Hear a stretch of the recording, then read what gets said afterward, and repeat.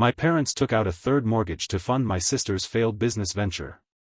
They now expect me to forego my college education in order to reduce their debt. It is late at night, so please excuse any errors or outbursts. I am currently in a challenging situation. I have an older sister who is 23 years old. She is my parents' primary focus. I believe that my parents did not intend to have me. I was always made to feel ignored and unwanted. I was the less important child, and my sister was discouraged from doing anything that would steal the limelight. My sister is unremarkable. I will be frank and say that she is not as talented as I am in any way. Nevertheless, she is the one whom my parents have always supported and praised. I was always better than her in academics and sports. I consistently outperformed her. I believe this was partly due to my competitive nature. I craved the attention and affection that my parents lavished upon my sister and attempted to outperform her in everything, hoping to gain their love. However, my efforts only resulted in them disliking me more. They often labeled me an attention seeker. By the time I reached high school, I realized that nothing I did would elicit more than a lukewarm response from them. I ceased attempting to gain my parents' approval. I did not cease outperforming my sister, however. I continued to excel academically and participate in sports, but I did so for myself and my future, not for my parents. I believe my sister was also envious of me and enjoyed the attention she received from our parents. Consequently, she was displeased when she realized that only our parents she would play favorites and exclude everyone except for them. It was evident to everyone but her that I was the superior sibling. I consistently attempted to befriend her, but she was excessively self-absorbed to even consider being cordial. Consequently, by the time I was preparing to attend college, I was not on good terms with any of my family members. We were all relieved to be separated from each other.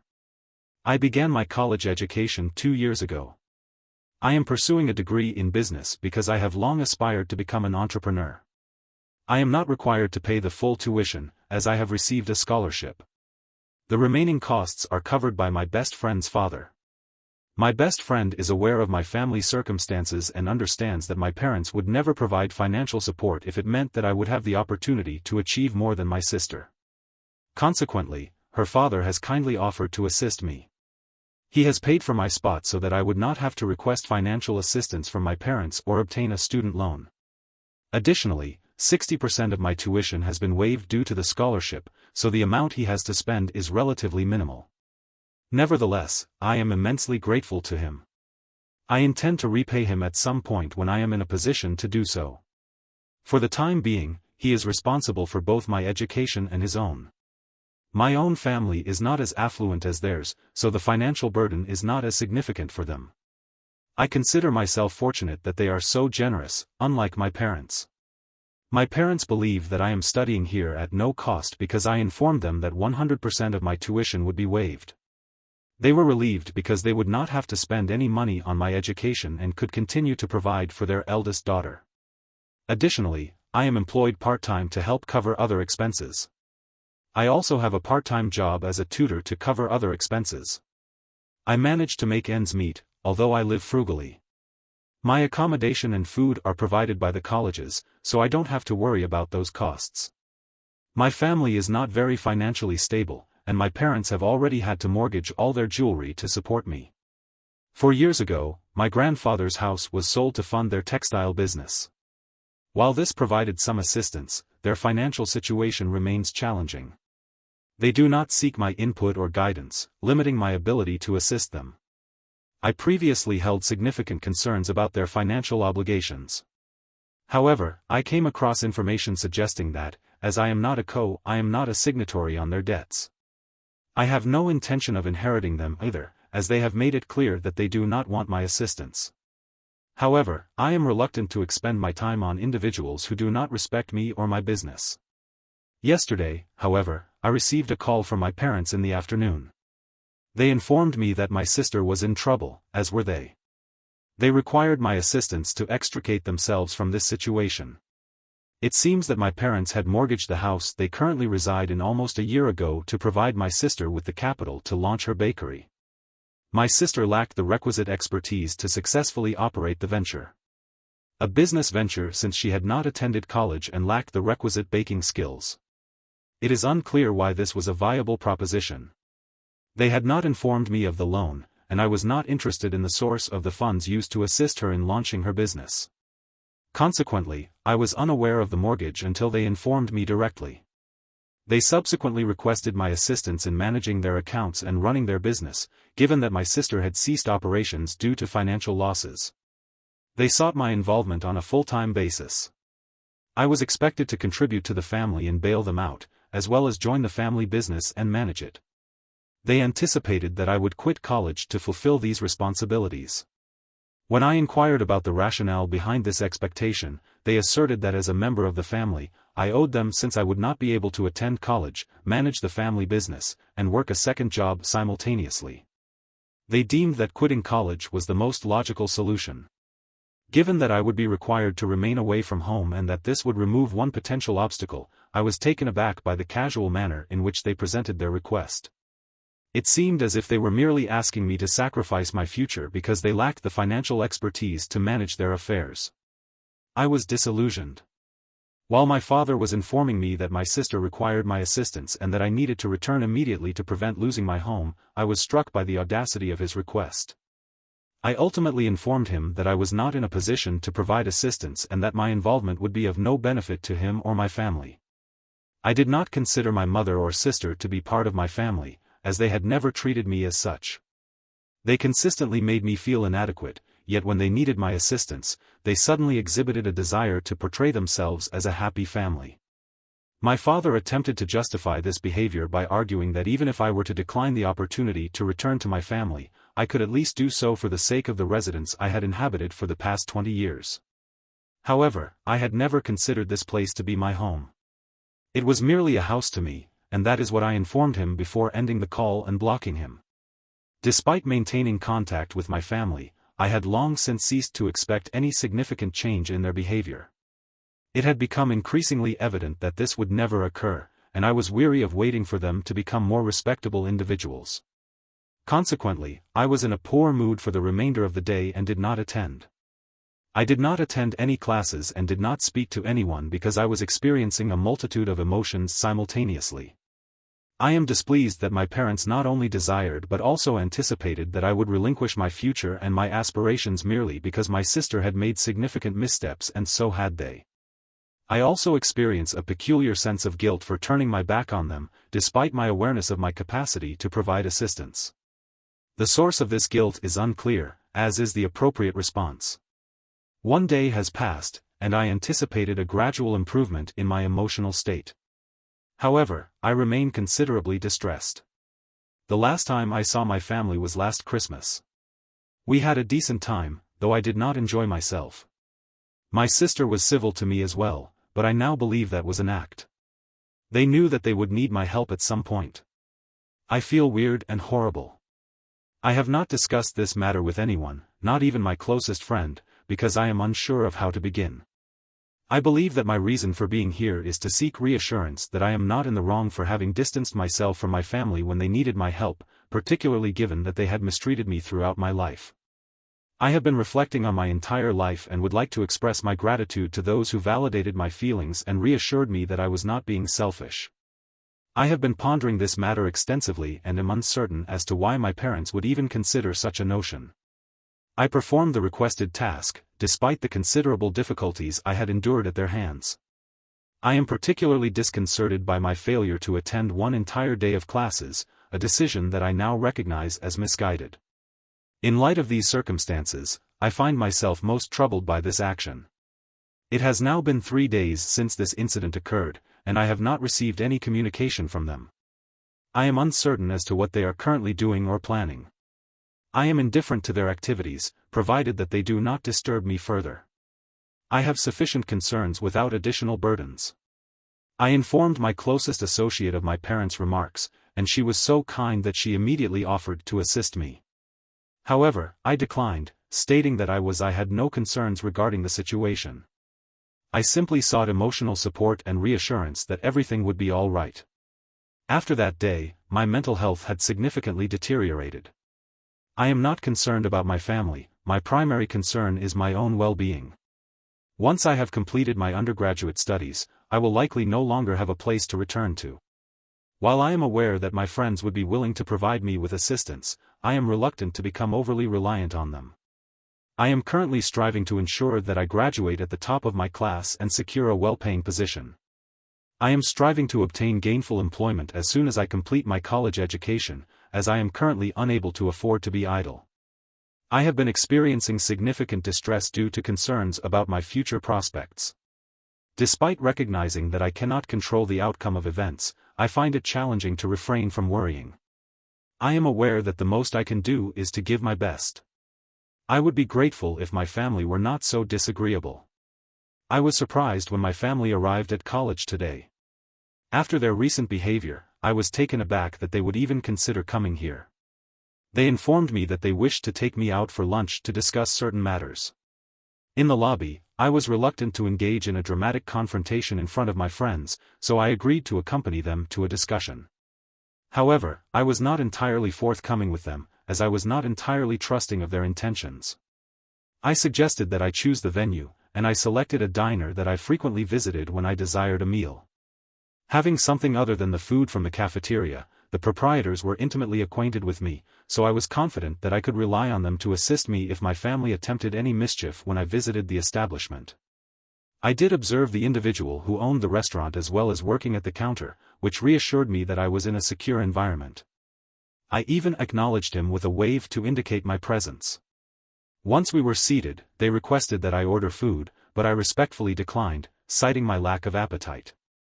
They persisted, so I ordered a lemonade, but no food. They proceeded to order full meals for themselves while we awaited the arrival of our food.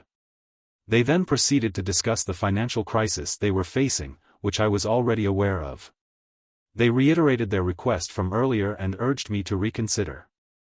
I reiterated that I was not quitting college to assist with their loans, as they had not consulted with me or included me in the discussions prior to making those decisions. Consequently, I no longer felt responsible for their financial predicament.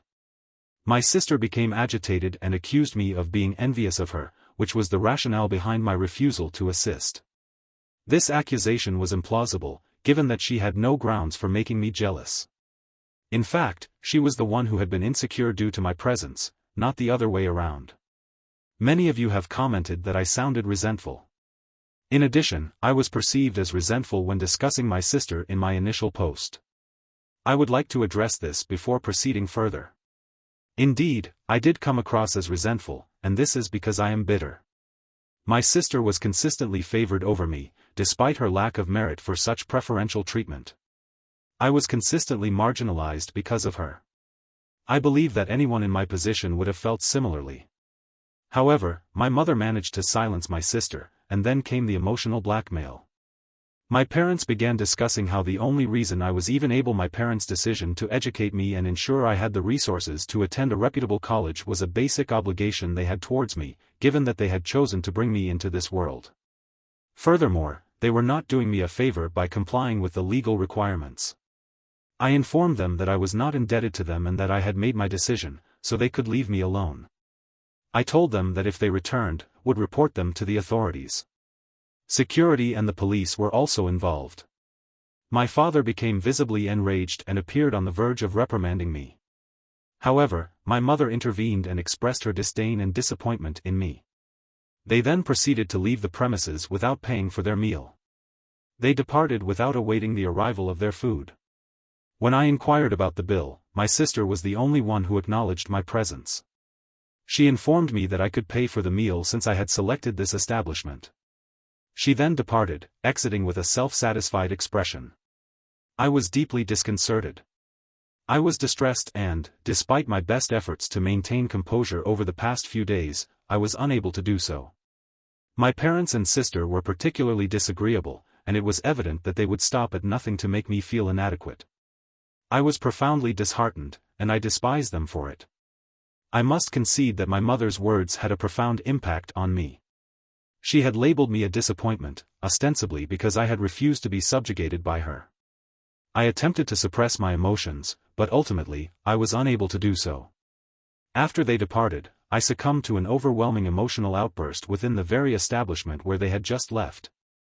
My tears were not merely silent tears, they were a full-blown catharsis. I was overcome with emotion and experienced a complete breakdown. I was mortified, but I was unable to control my tears, which continued unabated while I hiccuped. In a few seconds, everyone in the diner was looking at me. I attempted to rise and leave, but the owner's wife, who was also acquainted with me, approached my booth, grasped my arm, and led me behind the counter. I allowed her to do so because I was uncertain of my options. What other recourse was available? She and her husband sat with me, consoled me, and ensured that I ceased crying. They permitted the other waiters to assume control, and I was immensely grateful for their assistance, even though I was experiencing a psychological crisis in their establishment and disturbing all their other patrons. When they inquired about the cause of my distress, I attempted to provide an explanation, but I was unable to do so. I was rendered speechless by the sheer volume of emotions I was experiencing, so I provided them with a brief account of the situation. I informed them that my parents and I had a disagreement, resulting in them leaving the establishment without settling their bill. It was evident that the proprietor was aware of the circumstances, yet he refrained from pursuing the matter, recognizing that I was in a highly distressed state. Subsequently, the proprietor informed me that I could take home the food that I had prepared. I am obliged to remunerate them for the food, although I am grateful that they did not pursue the matter further and even arranged for a cab to convey me back to college, for which they also paid. It is due to the benevolence and amiability of other individuals in my life that I am able to maintain my composure. Once I returned to my dormitory, I contacted my closest friend and requested her assistance in connecting me with a legal professional. I detailed the series of events that had transpired earlier that day. I was concerned that if my parents were willing to travel to my educational institution solely to harass me, it indicated a deeper underlying issue. Given that I had already refused to assist them, I was concerned that they would engage in further questionable activities, particularly given that they had nothing to lose. I was determined to prevent them from further harassing me and attempting to provoke a reaction. I sought the assistance of my best friend, who advised me to take action. When I informed her of the events that had transpired, she suggested that she informed me that she would visit me with her father and their family lawyer as soon as they could, and that I did not need to worry about anything. As a result, I am finally able to relax somewhat, as I know she will provide assistance. I feel immense guilt for troubling her and her father so often, but I have nowhere else to turn and no other individuals to whom I can turn. At the very least, I consider myself fortunate. I am fortunate to have found such a supportive friend and an exemplary father, who is willing to assume a role that my own father was never able or willing to fulfill. I am eagerly anticipating our meeting tomorrow, as my best friend's mere presence is sufficient to assuage my concerns. She has been my friend since kindergarten and possesses a depth of understanding that few others can match, including the extent of my anxieties. I experience anxiety, so she consistently endeavors to maintain my relaxation. She serves as my personal anxiety-relieving agent, and I hold her in the highest regard. Her father is similarly exemplary, epitomizing the ideal of paternal guidance. I would venture to state that they are more akin to family to me than my own parents and sister have ever been. Indeed, even the proprietors of the diner is kinder, and they have only known me for a year. I have a strong dislike for my family and wish I had not been born in their house. I will not even call them greedy or mean, they are simply cruel. They do not care about the suffering they cause others as long as they are happy. I wish they suffered more, but I recognize that they have a right to their own happiness. It is evident that their actions have finally begun to affect them negatively.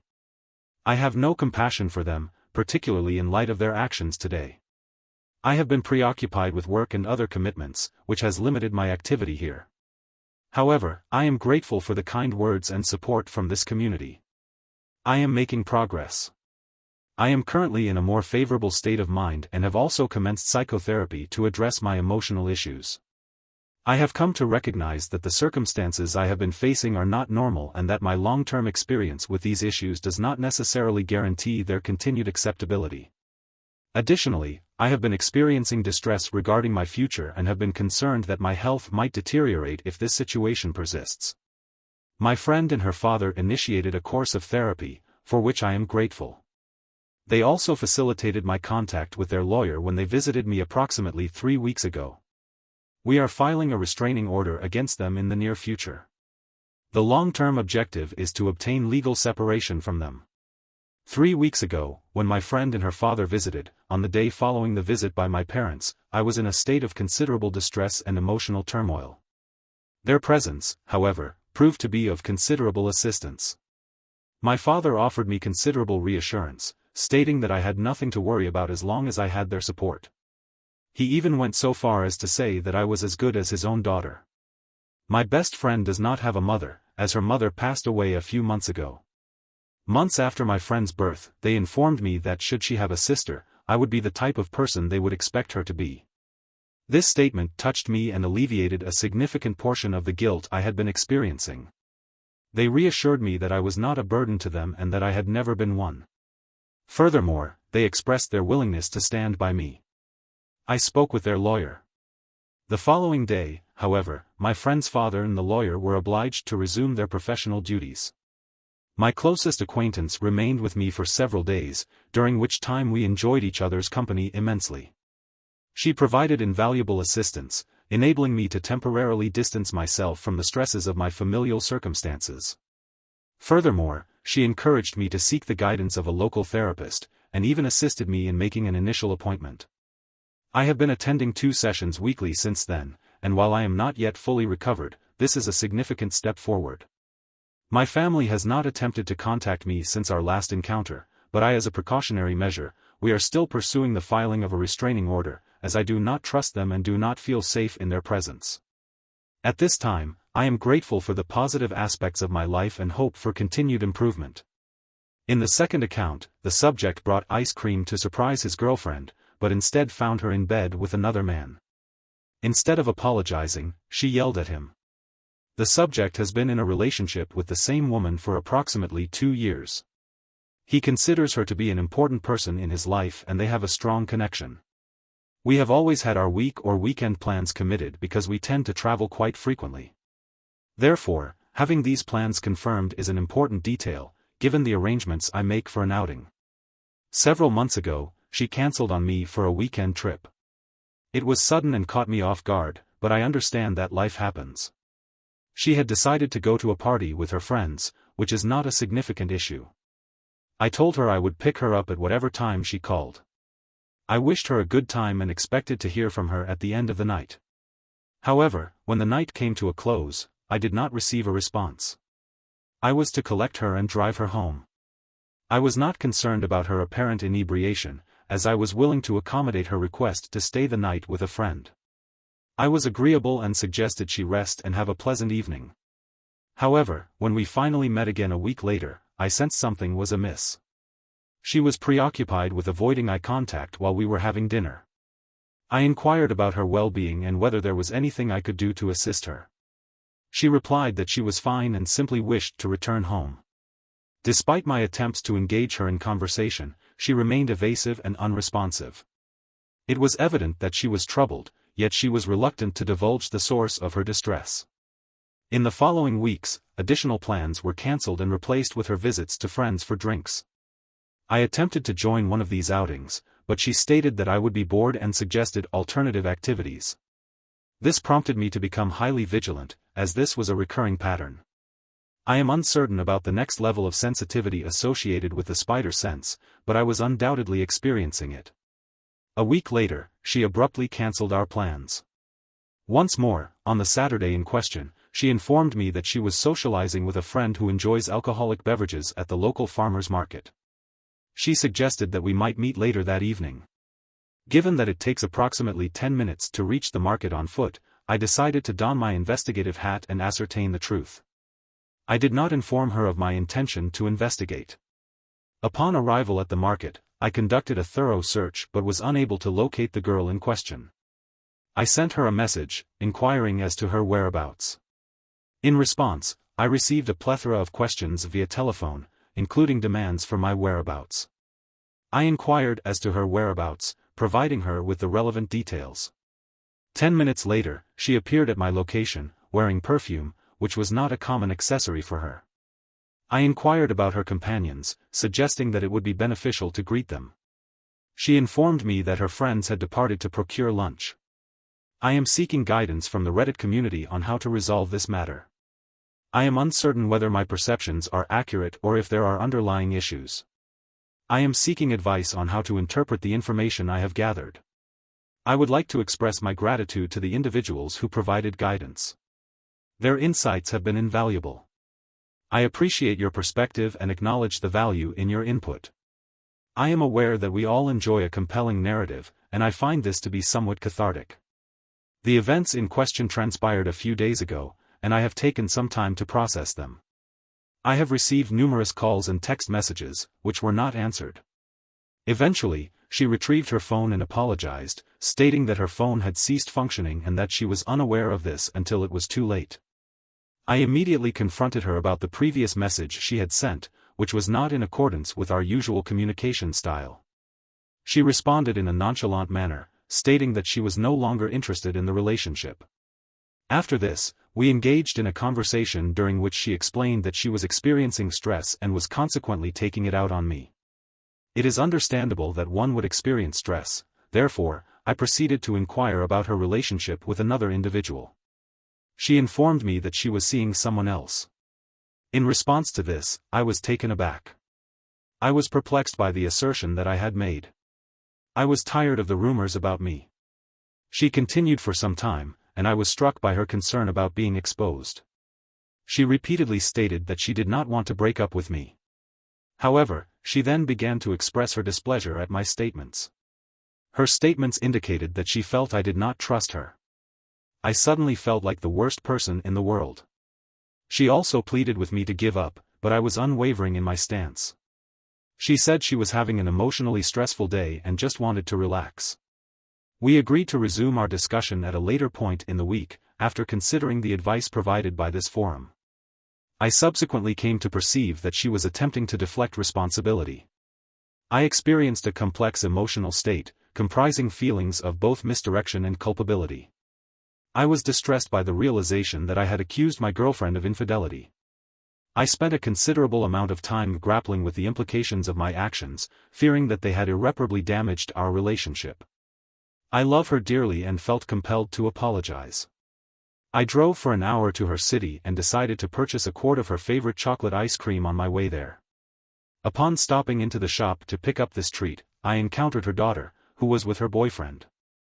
They are both enrolled in college and attending night classes. She had recently completed her studies and was seeking a form of entertainment. We engaged in conversation and discovered that she was planning to spend the night at her boyfriend's residence. However, she had forgotten one of her workbooks and needed to stop at her house to retrieve it. After our discussion, her boyfriend departed, and we proceeded together to my girlfriend's residence. I entered the street in front of her residence because parking was assigned. Unit. Her daughter actually pulled up behind me instead of her own spot. Upon our arrival at the door, I inquired as to why her neighbor had taken her spot. She replied that it was not her neighbor's car. I was uncertain as to the exact moment, but it seemed as though my heart sank. I had an inkling of what we were going to find. However, I was anticipating a different outcome. Both her daughter and I immediately proceeded through the door and halted abruptly in the entryway. We could distinctly discern the sounds of rhythmic thumping and moaning, punctuated by exclamations of pleasure. The bedroom was situated directly across from us.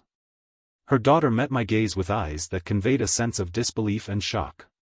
I was rendered speechless, my mind reeling from the sheer intensity of the experience. It felt as if I were observing my own actions from a distance, detached from my physical self. Emotions were difficult to discern, and I was unsure of how to proceed. I stood there, frozen in place, while my girlfriend was engaged in a sexual act. In the bedroom, I was uncertain how to proceed. My entire body felt out of control. My girlfriend's daughter suddenly screamed, "Mom!" The sound was akin to a cross between a banshee, a wail, and a fire truck siren. My girlfriend actually exited the bedroom, nude and in a state of distress, possibly due to maternal instincts. She may have perceived an imminent threat. I am uncertain as to precisely what occurred. She began to articulate words but ceased as soon as she observed our presence. Eventually, she began to speak again, uttering the phrase, "Oh my God, what are you doing here? You're not supposed to be here. What are you doing here?" with increasing frequency until she retreated back into the bedroom. I remained in my original position. I was still in an out-of-body experience, and I am unsure how much time passed. It could have been seconds or hours. It was a blur. She emerged from the bedroom, clothed in her pajamas, and was engaged in conversation with an unidentified individual on the other side of the bedroom door. My girlfriend, X, began yelling at her daughter and me about our presence in the house. It seemed as though she was suddenly coming to terms with everything that had transpired. Her daughter began to scream at her, demanding to know why she had hit her. The daughter then began to scream at her mother, asking why she had done it again. At this point, I had seen enough. I could not even look at her anymore. Everything was numb, and my ears felt like they were ringing. My body still wasn't my own. I walked over to her kitchen table. I then placed the ice cream on the table and stated, "I know you get hungry after SS, so I'm leaving you some ice cream." I then exited the residence. The subject began to sob, but I continued to walk and drove home. This incident occurred several days ago. I did not attend work the following day, as I received numerous messages from the subject. I have not replied to these messages, as I am including them here for your reading pleasure. Some of the messages are presented below. Had we spent more time together, the incident would not have occurred. It is of no consequence. You are aware that I hold you in high regard. If you cared about our relationship, you would speak with me. Are you ignoring me? I have many requests of you. If you cared, we would be able to resolve this issue. The situation persists. I remain somewhat numb and uncertain. The question of how and why this occurred remains unanswered. Despite my best efforts to provide for this girl and her family, my contributions were ultimately inconsequential. I supported them financially during challenging periods and made significant efforts to improve our quality of life. I recognize that my feelings are misguided, yet I am left with the impression that I am of no consequence and that I am unable to elicit happiness in others. It is undoubtedly frustrating. I am aware that I will eventually overcome this, but it is currently causing me significant distress. I am unsure why or how this could have occurred. We were on excellent terms and I have numerous unanswered questions. I am attempting to refrain from contacting her, but I am struggling to do so. I am attempting to move on, but I am unsure if I will be able to do so successfully. In retrospect, I believe that I should have kept the ice cream.